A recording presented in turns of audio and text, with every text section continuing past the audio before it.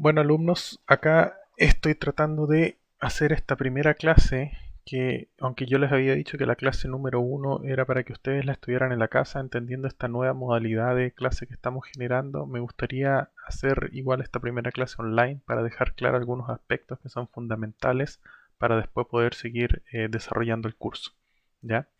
Entonces, la primera clase lo que básicamente busco es introducirlos en el curso, ya hablarles un poco de la programación que va a variar un poco basado en esta nueva contingencia y hablarles de la unidad uno que es el acero estructural.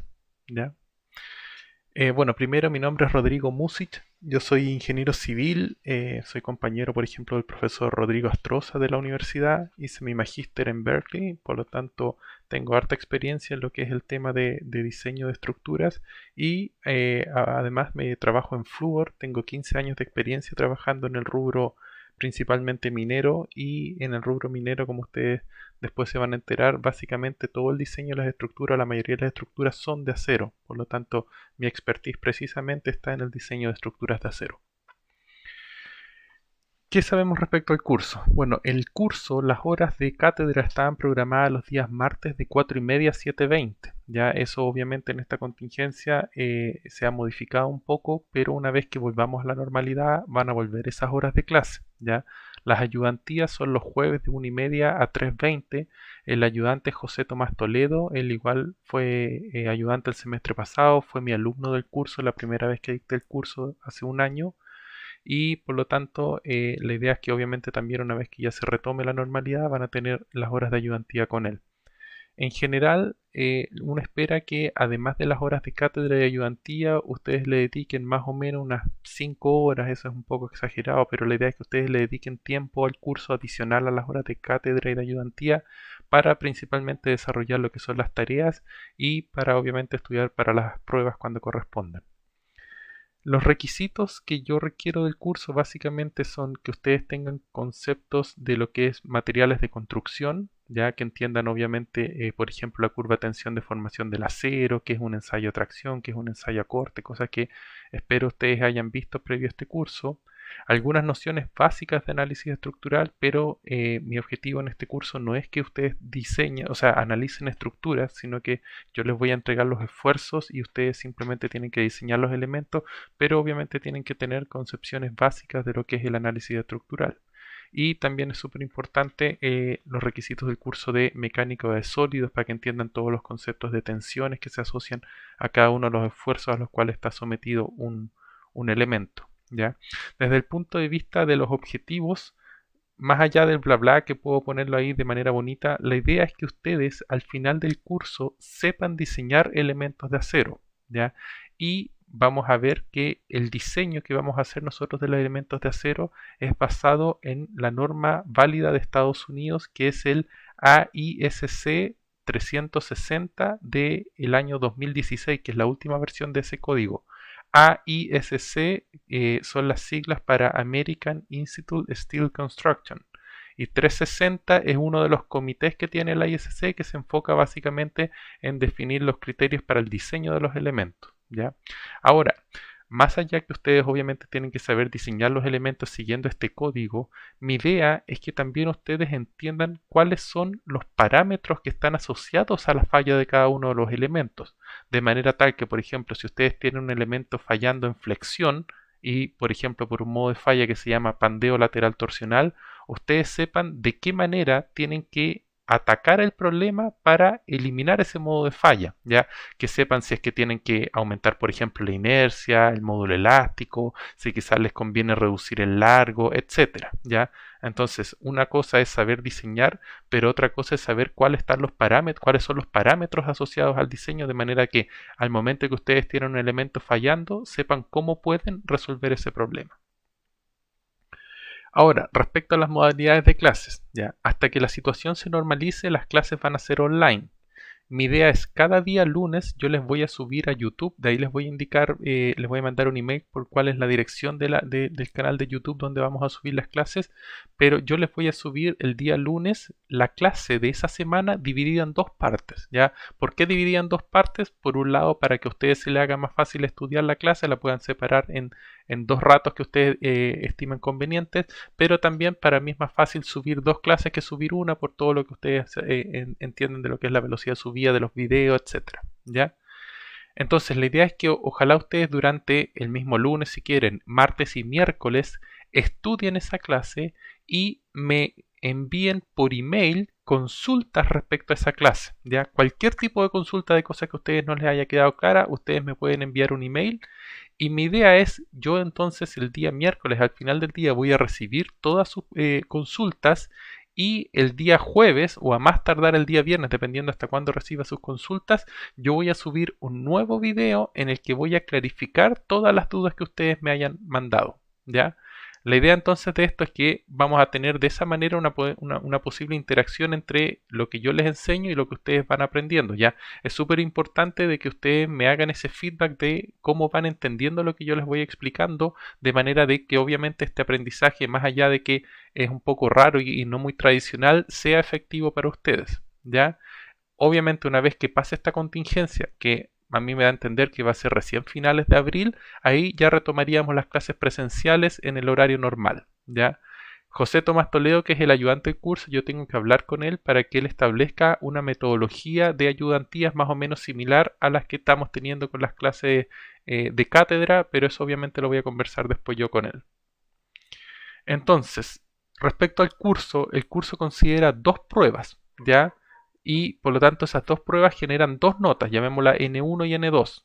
Además hay 5 tareas que ya están las fechas en el Dropbox, acá también las vamos a revisar en una diapositiva siguiente, y de todas esas notas, de todas esas tareas se promedian de igual manera, no hay una tarea que valga más la otra, son 5 tareas divididas por 5 y esa es una nota, y esa es una tercera nota, nota 3. Y la nota de presentación a examen, si ustedes quieren, es el promedio de estas 3 notas. De nuevo, ponderadas de la misma manera, ninguna vale más que otras. Si algún alumno tiene más de 5,5 como este promedio, y además en cada una de las pruebas y el promedio de las tareas lo tiene superior a 4, se exime del examen.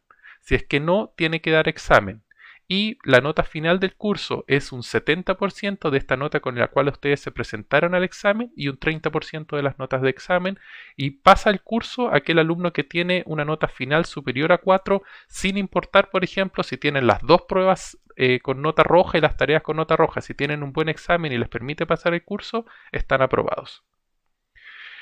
El curso consta de 10 unidades, ya la 10ª unidad, protección al fuego, es primera vez que la estoy incluyendo en el curso, los semestres pasados no se incluyó y vamos a ver si es que dada la contingencia del curso podemos finalmente cubrir ese tópico o no, ¿ya? Como ustedes ven, las 2 primeras clases, la primera es el acero estructural, que es esta clase que estamos haciendo ahora, la siguiente es de filosofía del diseño, que es explicar a grandes rasgos en qué consiste el diseño de elementos de acero, y después si ustedes van viendo cada uno de los módulos es el diseño a un distinto esfuerzo. Por ejemplo, la unidad 3 es diseño en tracción, unidad 4 diseño en compresión, unidad 5 diseño en flexión y unidad 6 diseño a corte. ¿Por qué les quiero decir esto? Porque es súper importante que ustedes vayan aprendiendo cada una de las unidades, porque ustedes, por ejemplo, por algún motivo, porque están muy llenos de pruebas o por cualquier cosa, pueden descuidar una unidad y van a básicamente perder todas las concepciones de diseño asociadas a ese modo de falla, ¿ya? Es decir, ¿qué les quiero decir? Por ejemplo, si ustedes no entienden la unidad 4, que es diseño en compresión, y saben muy bien el diseño en flexión, en corte y en tracción, va a dar un poco lo mismo, porque los otros son para otro esfuerzo. Por lo tanto, cuando ustedes enfrenten el diseño de un elemento de compresión, simplemente no lo van a saber hacer. Entonces es súper importante que no vayan dejando de lado ninguna de las unidades del curso, ¿ya? Las últimas 2 unidades son el diseño de conexiones, tanto apernadas como soldadas, que obviamente también es importante a la hora de enfrentar un problema acero, porque no solamente nos interesa diseñar los elementos, sino que también cómo se conectan. Respecto a las tareas, yo les publiqué la fecha de las tareas, de hecho al Dropbox ya les subí desde la tarea 1 hasta la 4 el enunciado por si ustedes quieren ir avanzando. Como bien general, las tareas en general en este curso consisten en hacer planillas de diseño. Yo les recomiendo que las hagan en MatCat porque es más fácil para ustedes poder organizarse mentalmente, poder revisar, y obviamente para uno también como profesor y para el ayudante es mucho más fácil revisar una tarea que esté hecha en MatCat que esté hecha en Excel, por ejemplo, ¿ya? Entonces, la primera tarea es el diseño de un perfil doble T. De ahí les voy a explicar qué quiere decir un perfil doble T, pero es el perfil más típico que se usa en el diseño en acero. La tarea 1 es diseñar atracción, la tarea 2 en compresión, tarea 3 en flexión y tarea 4 en corte. Ahí están las fechas de entrega de cada una. Yo la única fecha de entrega que he modificado es de la tarea 1, la que estaba pensada para el 30 de marzo, pero dada esta contingencia la corrí una semana, es decir, es para el 6 de abril. ¿Ya? Cuando ustedes vean el enunciado de la tarea y una vez que veamos el diseño en tracción se van a dar cuenta que esa tarea es súper sencilla de hacer, ¿ya? Entonces no tiene sentido que la aplacemos mucho más. Vamos entonces a enfocarnos en lo que es la clase 1, que es el acero estructural, ¿ya? Esta clase en general yo la tendía a dictar presencial, pero hay muchas partes de esta clase que en general yo las paso más que nada para cumplir el requisito de explicarles, por ejemplo, de dónde viene el acero estructural, pero no es tan importante que ustedes lo sepan, ya al menos para lo que es el objetivo de este curso. Entonces, en ese sentido, yo por eso estoy tratando de que esta clase el día de mañana ustedes la estudien en su casa, pero sin embargo, igual hay algunas cosas que yo necesito que entendamos o que yo sepa que ustedes entendieron de manera adecuada para que obviamente después cuando desarrollemos el curso yo pueda usar esos aprendizajes como algo ya establecido. Entonces, por ejemplo, esta parte me la quiero saltar, es de cómo está compuesto en general el acero. Acá hay una parte más o menos que es importante. Tienen que entender que Chile tiene sus propias normas de diseño, ¿ya?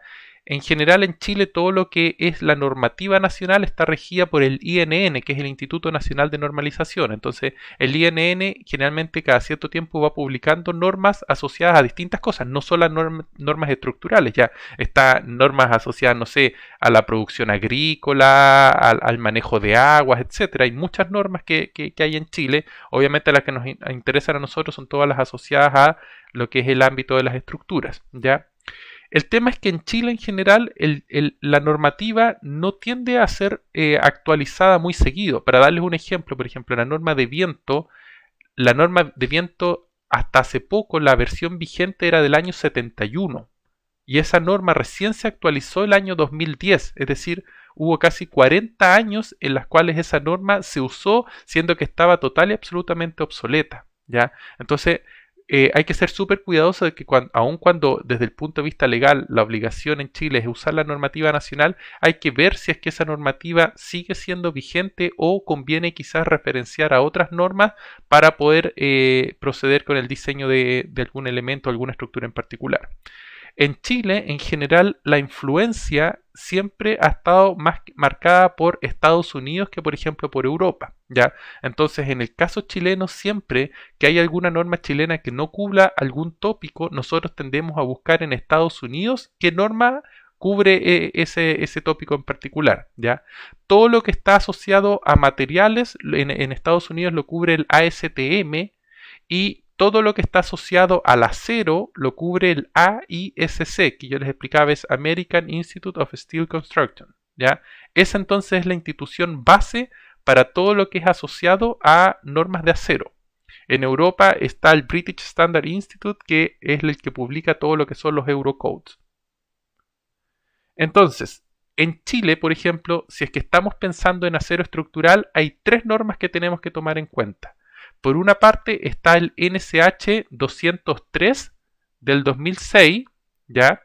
Que esa norma lo que busca es establecer cuáles son los requisitos para el acero, pero desde el punto de vista de material, ya no desde el punto de vista de diseño. Es decir, cuál tiene que ser la componente, la cantidad de carbono, de silicio, etcétera, que tiene que tener, cuáles son los ensayos que hay que hacer, todo enfocado desde el punto de vista del material. La analogía de esa norma en Estados Unidos es el ASTM A06 del 2001, que es la que referencia la NSH 203 de 2006, pero la última versión de esa norma en realidad es la del 2017, ¿ya? Esa norma de nuevo solamente lo que busca es establecer requisitos desde el punto de vista de los materiales y también ahí está escrita cuál es la norma desde el punto de vista de la Unión Europea o de los Eurocodes. La que a nosotros nos importa no es tanto la norma de materiales, sino que es la norma de diseño. Y la norma de diseño en Chile del acero es la NSH 427/1 del 2016. Esa es la norma que en teoría nosotros debiéramos usar como base para enseñar este curso. El tema es que esa normativa se basa en la versión 2010 del código AISC 360, pero la última versión del código es la 2016, y por eso es que yo prefiero, en vez que explicarle la versión 2010, explicarle cuál es la última versión del código AISC 360, que es la 2016. Por lo tanto, aun cuando esta sea la referencia legal en Chile para el diseño de estructuras de acero, yo les voy a explicar el código AISC 360 2016. Y esa obviamente es la norma del Eurocódigo que cubre el mismo tópico. Y si es que ustedes están enfocados en lo que es la construcción de estructuras de acero, ustedes tienen que enfocarse desde el punto de vista de la normativa chilena en la NSH 428 del 2017, que es un análogo del AISC 303, es decir, es otro comité que en este caso la norma chilena referencia a la versión 2010, pero nuevamente la última versión de esa norma es la 2016, que es la que les recomiendo ustedes vean en caso de que quieran enfocarse en ese tópico. Por lo tanto, como resumen, este curso va a enseñar a diseñar perfiles de acero en base a la norma AISC 36016. Esta tiene que ser, desde un punto de vista, sin querer sonar hereje, es como la Biblia de ustedes desde el punto de vista del diseño en acero, ¿ya? Esa norma yo se las dejé en el Dropbox, la idea es que ustedes la bajen, ojalá la puedan imprimir y la puedan ir estudiando en la medida que vayamos cubriendo cada capítulo para que el curso termine siendo provechoso para ustedes, ¿ya? Entonces, bueno, este es todo lo que es el proceso de producción del acero. No me quiero perder en esta parte. Ahí les dejo a ustedes que estudien todo respecto a cómo se produce el acero. Básicamente les explico el proceso. Incluso les dejo algunos videos que les permiten entender de manera más fácil el proceso en sí, que ahí está un poco resumido, ¿ya? Ahí está el video que les permite a ustedes entender el proceso. Esto es un poco una parte que me gustaría profundizar un poco. En los tipos de perfiles de acero, ¿ya? En el mundo hay 3 tipos de perfiles de acero dependiendo de cómo se fabrica el perfil, ¿ya? Pueden ser perfiles laminados en caliente o también llamados hot rolled, perfiles plegados en frío o también llamados cold formed y los perfiles soldados, ¿ya? ¿Cuál es la diferencia? Cómo se produce el acero es el mismo proceso para todos. Lo que cambia es cuando ustedes tienen la barra de acero o la plancha de acero, cómo transforman esa plancha de acero en la forma final que le quieren dar a la sección. Entonces, dependiendo de qué proceso adopten, es qué tipo de perfil tienen, ¿ya? Si el perfil es laminado en caliente, lo que ustedes van a hacer en el fondo es que a esa plancha de acero que les va a resultar del proceso de producción del acero, ustedes la van a calentar y la van a pasar por unos rodillos para darle, cuando está caliente la pieza, la forma final que ustedes quieren, ¿ya? Entonces ustedes pueden hacer distintos tipos de secciones, como son, por ejemplo, estos perfiles que se le llaman doble T, ¿ya? Que son estos de acá, o pueden hacer perfiles canales también, pueden hacer perfiles T, perfiles ángulos de alas iguales o alas desiguales, etcétera. Ya pueden hacer barras cuadradas, redondas, etcétera. Entonces, ¿cómo hacen esta sección? Ustedes van a tener una plancha grande nomás de acero y la van a ir pasando, van a calentar esa pieza y la van a ir pasando en rodillos y van a obtener una forma específica. Ya, si lo hacen de esa forma, ustedes van a decir que tienen un perfil laminado en caliente. En cambio, si es que ustedes lo que hacen es agarran esa plancha y la dejan muy delgadita del espesor que ustedes quieran y la dejan enfriar, ¿ya? Entonces esa plancha gruesa que tenían ustedes la pasan por unos rodillos y la dejan como una plancha delgada, digamos de espesor por ejemplo 10 milímetros, y dejan que se enfríe esa plancha. Entonces después esa plancha la agarran y que va a ser una plancha recta y ustedes la doblan por ejemplo y le dan la forma de un perfil ángulo. Eso es un perfil que se llamaría plegado en frío. Es decir, la forma ustedes la hacen una vez que la pieza ya está fría, ¿ya? Y no pasándola por estos rodillos en caliente. Entonces, obviamente, ustedes pueden ahí hacer un perfil tipo ángulo, pueden hacer un perfil tipo canal, un perfil circular, rectangular. Estos perfiles, obviamente, ustedes no pueden hacer esta sección doblando una pieza. Entonces, lo que se hace acá es que se hacen 2 perfiles C y se pegan una soldada ahí en cada lado para poder darle la forma definitiva. pero ustedes, por ejemplo, pueden ver que esta sección doble T, ustedes no la pueden hacer con un perfil plegado en frío, porque no podrían ustedes darle esta forma a una sección solamente con una plancha, ¿ya? Por lo tanto, hay ciertas limitaciones si ustedes tienen perfiles que quieren ser plegados en frío. En general, los perfiles plegados en frío o son ángulos o son canales, ¿ya? Y también están los perfiles soldados. ¿Qué vendría siendo un perfil soldado? Por ejemplo, estos perfiles. Esta geometría, sí, lo vamos a ver al final de esta clase, se llaman perfiles doble T, ¿ya? ¿Qué consiste un perfil doble T? Ustedes tendrían una plancha, tendrían otra plancha y otra plancha acá. ¿Y qué hacen? Simplemente aplican soldadura ahí, soldadura ahí, soldadura ahí y soldadura ahí, y entonces le dan la sección de esa forma a partir de puras planchas que ustedes soldaron después. Lo mismo podría pasar con un perfil T o con un perfil cajón. ¿Qué es importante de esto? En Chile, casi, yo diría el 100% de los perfiles doble T, que es la sección más típica, son soldados, ¿ya? Entonces, siempre que nosotros hablemos de perfiles doble T y estemos hablando de la realidad chilena, nos estamos refiriendo a perfiles soldados. En cambio, por ejemplo, en Estados Unidos y en Europa, estos perfiles en general son laminados en caliente, ¿ya? Pero en Chile, este tipo de perfil son soldados, ¿ya? Entonces, súper importante, 3 tipos de perfiles. Perfiles laminados en caliente, plegados en frío o soldados. Y es importante que ustedes entiendan que la diferencia se basa básicamente en cómo fue hecha la forma final del elemento. Cada uno de estos elementos tiene ventajas y desventajas. Ahí está una tabla resumen que muestra cuál es la ventaja y desventaja de cada uno de ellos. No me quiero enfocar, ahí eso le pido que lo estudien ustedes. Y acá estos videos les permiten en el fondo entender un poco cómo es el proceso de laminado de cada uno de estos perfiles. Ya, esta parte igual me la salto, hay perfiles que son de acero al carbono, otros que son aleaciones y otros que son acero inoxidable, eso también quiero que los estudien ustedes. Y acá me quiero enfocar un poco en cuáles son los tipos de acero, ¿ya? Acá en esta primera columna están los tipos de acero acorde a la normativa nacional, que es esta, la NSH 203 del 2006, y habla, por ejemplo, de un acero que le llama A240ES, A270, etc. Da una serie de tipos de acero. ES quiere decir que es estructural y S viene que es soldable y la A obviamente viene que es un acero al carbono. Ese 240 habla de cuál es la tensión mínima de fluencia en megapascales, que es básicamente la propiedad que más usamos en el diseño. ¿Qué pasa ahora? Todos estos tipos de acero ya están quedando obsoletos. ¿Por qué? Porque en Chile la industria del acero es muy pequeña, por lo tanto no tiene sentido hacer aceros nacionales porque sale muy caro. Entonces, ¿qué es lo que se está haciendo hoy en día? La mayoría de los aceros se importan desde el extranjero, ya fundamentalmente China, India, Estados Unidos, Turquía a veces. Entonces, cuando obviamente uno va a comprar un acero a China, uno le puede decir, oiga, me vende un 240 ES, porque el tipo no va a tener idea qué tipo de acero es y tampoco va a mandar a hacer un acero de esa calidad solamente para suplir el mercado chileno, que es muy chico.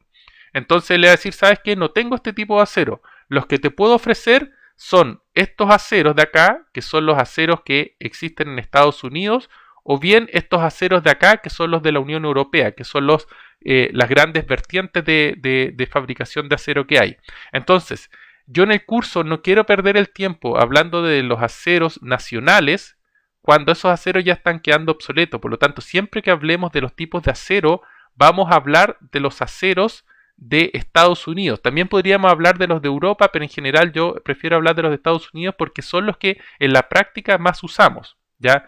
Entonces, si es que ustedes tienen la posibilidad de revisar una guía que yo les dejé como un resumen, una hoja resumen. En esa hoja resumen yo les trataba de mostrar, estoy tratando, ahí está.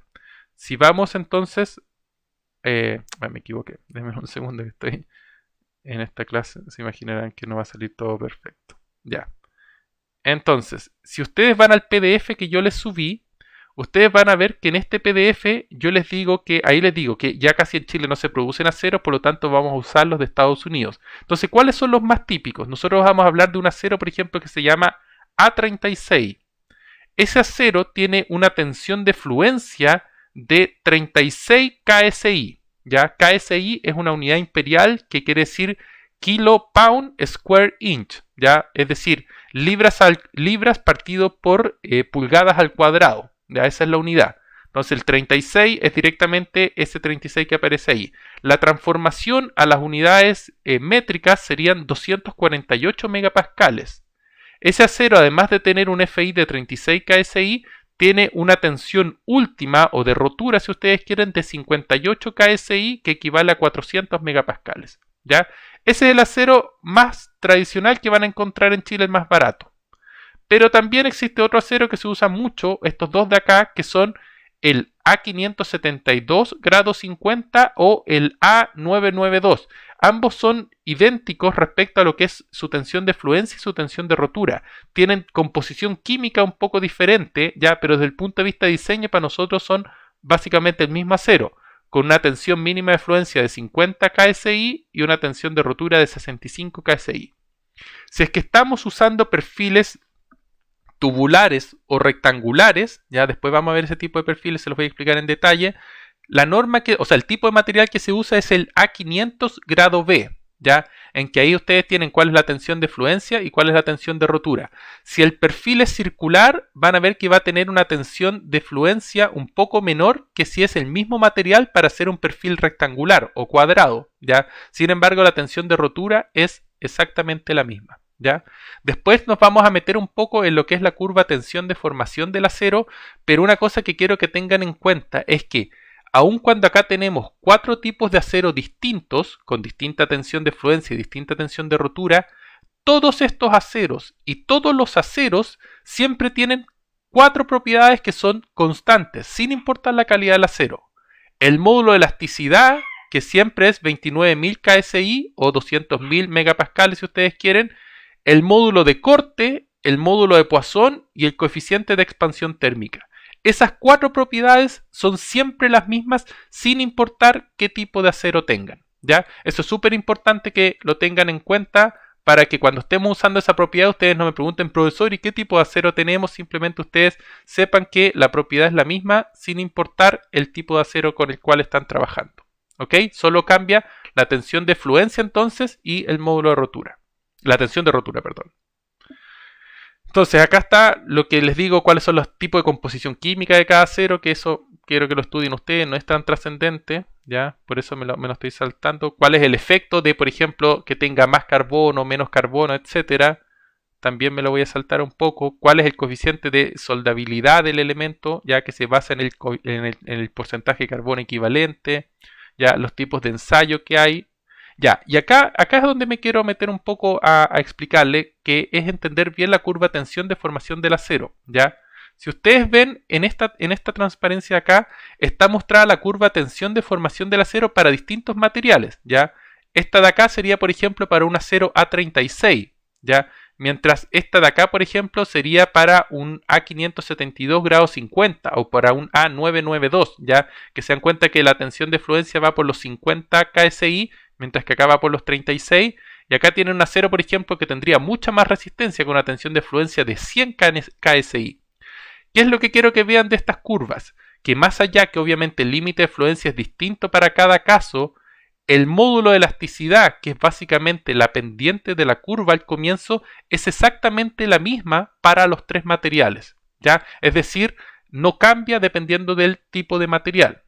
Si enfocamos esto, si lo vemos desde el punto de vista de lo que es la curva tensión de formación, dejen ponerles esta ¿cómo se llama? Imagen de acá. Esta es la curva tensión de formación del acero, ¿no es cierto? Nosotros sabemos que hay un rango que es lineal, que el límite obviamente es el límite de fluencia del elemento, ¿ya? Entonces acá nosotros llegaríamos y tendríamos en el fondo lo que sería el FI del perfil, ¿no es cierto? Esa sería su tensión de fluencia. Entonces acá, esto de acá, la pendiente de eso de ahí sería su módulo de elasticidad. Ese módulo de elasticidad es el mismo para todo tipo de acero, ¿ya? Obviamente en la región lineal va a llegar hasta un punto, hasta el límite de fluencia, y de ahí sabemos que el acero se deforma sin que aumente la tensión hasta un cierto punto, que es el área plástica del elemento, ¿ya? Y obviamente acá se mantiene la tensión en el límite de fluencia FI. Y de ahí pasa por una zona que se llama de endurecimiento, en que el acero aumenta su resistencia hasta llegar a su tensión máxima, que este es lo que llamamos el FU, ¿ya? Entonces ese FU obviamente cambia dependiendo del tipo de acero y es el punto de resistencia máxima que vamos a entender para el acero. O sea, nosotros vamos a decir que si el acero alcanza FU, se rompe, ¿ya? Mientras que si alcanza FI, comienza a fluir. Y luego de eso, obviamente se produce la fractura del elemento y esta parte de acá no quiero ahondar mucho porque ya es una zona en la cual no queremos incurrir, ¿ya? Entonces, de nuevo, lo que quiero que entiendan es que desde el punto de vista de la tensión de fluencia, ¿ya? Ese es el límite que nosotros usamos para diseñar, o sea, perdón, no el límite que usamos para diseñar el elemento, sino que una de las propiedades que usamos para diseñar el elemento y la otra es la tensión de rotura FU, ¿ya? Acá están los tipos de ensayos que define la norma. De nuevo, todo esto quiero que ustedes lo estudien, ¿ya? Entonces acá les digo que las propiedades del acero... me faltaba que hay otra propiedad del acero que también es constante, que es su densidad, ¿ya? El acero pesa 7.850 kilos por metro cúbico. Esa es su densidad. Sin importar de nuevo el tipo de acero, ahí tenemos el módulo de elasticidad, que es constante, el módulo de Poisson, y sabemos también que es el módulo de corte y el coeficiente de expansión térmica también son constantes, ¿ya? Entonces ahí están los tipos de acero que yo les muestro, cuál es la tensión mínima de fluencia y la tensión mínima de rotura. Ahí está la 36 a 572 grados 50, 992. Acá hay otro que es el con el que se hacen las tuberías y acá están los aceros que son europeos y acá están los aceros que son chilenos, que estos ya están careciendo de vigencia, ¿ya? En el caso de los aceros europeos es súper sencillo porque, por ejemplo, un S235 sabemos al tiro que tiene un FI de 235 megapascales. Los europeos, a diferencia de los americanos, perdón, no de los americanos, de la gente de Estados Unidos, trabajan directamente en unidades métricas, ¿ya? Entonces ellos al tiro dan la tensión en megapascales, mientras que en Estados Unidos se da en las unidades imperiales, ¿ya? Las ventajas, todo eso también quiero que lo vean ustedes, ¿ya? Y la última parte de esta clase, ya para cerrar y que ustedes más o menos queden con las nociones básicas que pretendo del curso, es hablarles un poco de cuáles son los tipos de estructuras de acero que vamos a hablar en el curso, ¿ya? Nosotros vamos a hablar de estructuras que son marcos rígidos o marcos arriostrados, ¿ya? Marcos rígidos son todas aquellas estructuras en las cuales ustedes tienen una unión de una columna con una viga y esa unión de ahí es rígida, es decir, no permite que gire un elemento respecto al otro. Este ángulo se mantiene siempre, ¿ya? Entonces, ese tipo de estructuras se llaman estructuras de marcos rígidos o rigid frame en inglés, ¿ya? Obviamente el elemento vertical se llama columna, el elemento horizontal o puede estar un poco inclinado se llama viga, ¿ya? Estos elementos que ustedes ven en las estructuras, ya que son como unos perfiles que pasan por afuera de la estructura, se llaman costaneras, ¿ya? ¿Para qué sirven estas costaneras? Lamentablemente es más difícil explicárselo online, yo se los podría dibujar, pero son elementos que sirven para soportar los revestimientos de la estructura. Cuando ustedes van a forrar esta estructura con un revestimiento por afuera, ese revestimiento no se apoya directamente a las columnas, sino que se apoyan sobre estos elementos, que son unos elementos secundarios que se llaman costaneras. Si van por los muros, se llaman costaneras laterales, y estos mismos perfiles obviamente van para tomar el revestimiento del techo, entonces si van en el techo, se llaman costaneras de techo, ¿ya? ¿Cuál es la diferencia entonces? Los marcos rígidos, bueno, acá todavía tienen un marco rígido, se dan cuenta que acá tienen obviamente una columna con una viga y ese ángulo se tiene que mantener siempre, ¿ya? Pero sin embargo, si ustedes ven, por ejemplo, esta cara, se dan cuenta que ustedes acá tienen una columna, tienen otra columna, tienen vigas, pero tienen estas diagonales así, esas se llaman arriostramientos o riostras, ¿ya? Entonces, en ese caso, cuando ustedes tienen, por ejemplo, de nuevo les muestro, acá tienen este marco de acá, en el que tienen las columnas, las vigas, y tienen estos diagonales así, esos se llaman marcos arriostrados, ¿ya? En ese caso, la resistencia lateral principal de estos sistemas la proveen las diagonales de la estructura, las riostras, ¿ya? No tanto la columna con las vigas. De hecho, estas uniones de las columnas con las vigas se hacen rotuladas en ese punto, es decir, no se le pide que esa unión sea rígida, sino que sea una unión que permita que giren los elementos, porque básicamente la rigidez de estos sistemas los proveen estos elementos de acá, ¿ya? Entonces, cuando yo les hable de marcos arriostrados, siempre piensen en columnas con vigas, pero que llevan estos elementos en diagonales que se le llaman las riostras, ¿ya? Ahí hay otro ejemplo, por ejemplo, de un marco riostrado en que ahí ustedes ven esas riostras así, son las que le dan la rigidez al sistema, ¿ya? Ahí ven otro ejemplo más.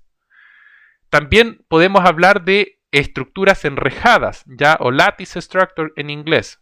Entonces, esto es lo que se le llama un enrejado. Un enrejado es un elemento en las cuales ustedes, no sé si lo han visto, son típicos, por ejemplo, en los puentes, ¿ya? En las cuales ustedes tienen una parte superior, o sea, una parte inferior, una parte superior, con unos elementos verticales y unas diagonales que los unen. Esto es lo que se llama un enrejado y cepa se le llama a el marco que recibe estos enrejados, ¿ya? Ese es un término, esta es todo terminología para que ustedes vayan entendiendo cuando hablemos en el curso de cepa, de enrejado, a qué me refiero, ¿ya? Entonces ahí podemos ver otra estructura enrejada, esa es de la fundición de Codelco, ¿ya? Y entonces vamos a ver que tanto el perfil inferior como el perfil superior, ya si vamos a la transparencia anterior me refiero a ese perfil de ahí y ese perfil de ahí, se les llama cordón. Obviamente el de abajo es el cordón inferior y el de arriba es el cordón superior, ¿ya? Estos perfiles verticales se le llaman montantes y a estas inclinados se le llaman diagonales, ¿ya? Y obviamente esto es una vista por abajo en que también va diagonalizado por abajo, ¿ya? También tenemos los sistemas de piso, ¿ya? En los sistemas de piso también vamos a tener que, tenemos por ejemplo, acá tenemos una columna, otra columna, otra columna, otra columna, otra columna y otra columna. Entre esas columnas van a ir vigas, que son estas que yo les muestro, por ejemplo, en este color como medio celeste. Esas vigas se van a llamar las vigas principales de la estructura, ¿ya? Porque van entre las columnas. Después, las vigas estas verdes que muestro ahí, esas vigas van entre las vigas principales. Por lo tanto, esas vigas se les llama vigas secundarias, ¿ya? Que obviamente son elementos que no van entre las columnas, sino que van entre las vigas, ¿ya? También todas estas viguitas rojas que ustedes ven ahí, también se les llaman vigas secundarias. Y uno, para rigidizar este sistema de piso, pone elementos que van así como en zigzag. ¿Ven estas diagonales así? Esas diagonales se le llaman riostras o arriostramientos horizontales. Y lo que buscan es nuevamente darle rigidez a este sistema de piso en horizontal, para que en el fondo la deformación de todos los puntos en el plano del elemento, o sea de la estructura, sean iguales, se forme lo que se llama un diafragma rígido, ¿ya? Están las parrillas de piso, ya que son los típicos sistemas en que ustedes caminan, por ejemplo, si van a las estructuras industriales. Y acá está lo que yo les decía, por ejemplo, ese es el revestimiento. Ya el revestimiento son simplemente láminas de distinta materialidad que se apoyan sobre las costaneras y sirven para cubrir las estructuras, ¿ya? Y ahí vemos, por ejemplo, la misma foto esa que vimos por afuera, por adentro, y por adentro van estos elementos que yo les mostraba originalmente, que son las costaneras laterales, y sobre esas se apoya el revestimiento. Esa es una imagen, mira qué bueno que la tengo acá, esa es una imagen de una costanera. Entonces las costaneras en general son perfiles C que se ponen acostados así y van agarrados. Esto de acá que ustedes ven, eso es la columna. Entonces ustedes tienen la columna, tienen un angulito que va soldado ahí. Ven ustedes que va soldado ese angulito a la columna y esto lo apernan. Entonces esta costanera la ponen apernada contra este angulito que va soldado y después contra esta costanera, contra el ala exterior de esta costanera, apoyan el revestimiento, ¿ya? Esa es una típica imagen de lo que es una costanera, que siempre en general son perfiles canales que van acostadas, ¿ya? Y ahí están también el caso de las costaneras de techo. Una cosa que es súper importante que entiendan para cuando estén trabajando en el ámbito de las estructuras de acero.